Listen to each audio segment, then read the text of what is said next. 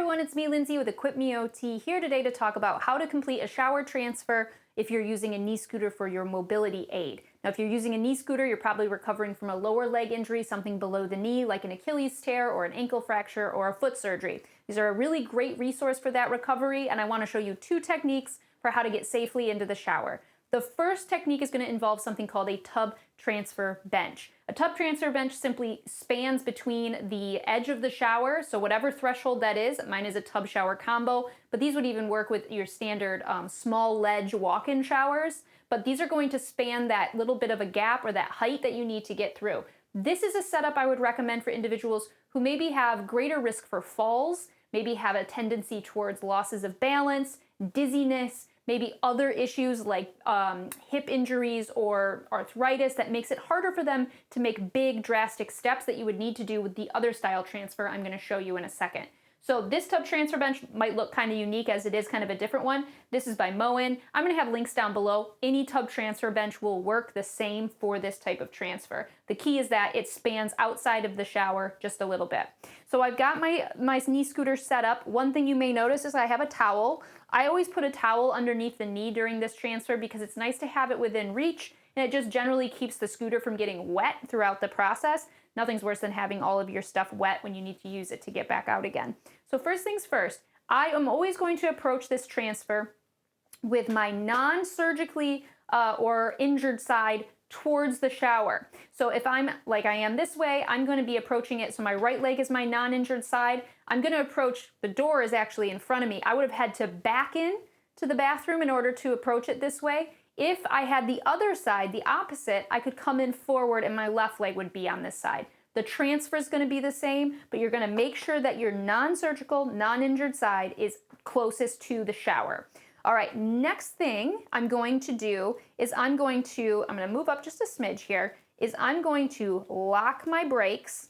This is so important before you do any transfers. This mechanism is just a push button to lock them into place. Now all I'm going to do is locate my seat. This one actually has a nice little grab point here, and I'm going to pivot very carefully, and I'm going to lower myself down on my hip. Now I'm going to actually move this forward a little bit so I can pivot myself around comfortably. I'm actually going to lock it again because I don't want it rolling away on me. From here, my surgical side or my injured side can start to swing over, and because this nice bench kind of gives me the ability to slide over from a seated position, I am not at risk for losing my balance. This is very important because the other technique I'm going to show you has a little more risk associated with it. So I want you to make sure you're thinking about whether this is for yourself or somebody else. What's that fall risk? This is the lowest fall risk setup for this type of transfer. From here, I can simply slide over.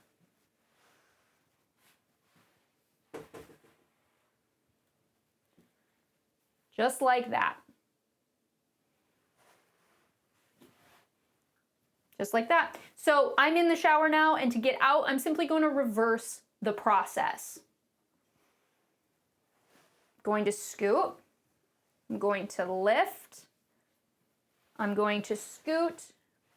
And then I'm going to come out. One quick thing, because I know somebody's thinking, those tub transfer benches get water all over the floor. How am I going to keep the floor dry if it's sticking half out? Don't worry, it is not that difficult as long as you have a plastic shower curtain. I'm going to show you real quick the solution to this problem, whether you're using it for this setup or not. If you don't watch this video for anything else, this is a really good tip. So you're simply going to bring your shower curtain over, and you're going to sit on it at the bench. So I'm going to make sure it's inside the tub. Don't mind the crunching noise. And I'm going to leave this part open so you can still see my face. But I'm just going to sit on the portion that normally would be down along the edge, and then the rest of it's going to go around here. It will keep 99% of the water from going out of the shower. So there's my little tidbit for you. That's the golden nugget of this video. How to keep the floor dry with a tub transfer bench. All right, so let's finish getting out. So I'm going to pull my leg out here, and I'm going to pivot all the way out of the tub. From here, I would get dry. I would kind of prep myself, get my scooter closer to me again, lock my brakes, At this point, you may be putting your brace back on. If you shower without your brace and then you have to put it back on, another great reason to have the tub transfer bench. So a safe place to sit to put a brace back on. And I'm simply going to come to a stand. Now, I recommend pushing off. I don't want to pull on this. See how it's not stable? We're going to push up from either the bench or the edge of the tub, or if you have a grab bar here, that'd be great. But you can push up from here, and you're going to simply rest your leg, just like that. And off you go. So that's the tub transfer bench transfer with a knee scooter. Now I'm going to show you the alternative. All right, now for the secondary option. Now this option is going to be more appropriate for individuals who are fairly fit, don't have a lot of balance risk, maybe don't have any associated comorbidities or arthritis or issues that might impact their ability to complete this transfer. As you will see, it is a little bit more physically demanding, but it involves a much smaller piece of equipment in just a standard backless shower chair. Now I do recommend going with a backless shower chair, so if you have one with a back, get rid of the back because it's going to get in the way if you're going to use it to kneel on in the shower. So I've got mine already in here. I'm going to approach the exact same way I did with the bench, and that is I'm going to keep my non-injured, non-surgically repaired side closest to the tub edge. So again, I had to back into the bathroom here in order to access that. That's the approach you're going to want to use as well. I'm going to roll up next to the shower. I kind of want my hip lined up, maybe a little forward from the seat. I'm going to lock my brakes here. Now I'm going to make sure my seat is nice and stable and level, and I'm simply going to leave my knee on the knee scooter, and I'm going to lift this leg over. So this is where I'm going to brace on the wall here. You can see I'm bracing because, again, this is not stable. This is going to turn. So you want to make sure you're really extra stable throughout this process, and I'm going to use the wall for that extra bracing, okay? So now we're going to leave our knee on, and we're simply going to lean onto the knee, lift the leg over the edge. You can see I'm at a substantial width here in my hips. This is a position that for some is very uncomfortable and scary. It can cause slipping, and this is the position you avoid by using the tub transfer bench. But if you're okay with it, like I was during my ankle recovery, this is an okay setup. All right, I'm going to then reach for the seat, and I'm going to scooch down and sit on my seat, do my shower. And then when I go to get back out again, I've kept my my knee scooter right where it's at, got my towel ready. I'm gonna stand up. This is a balance.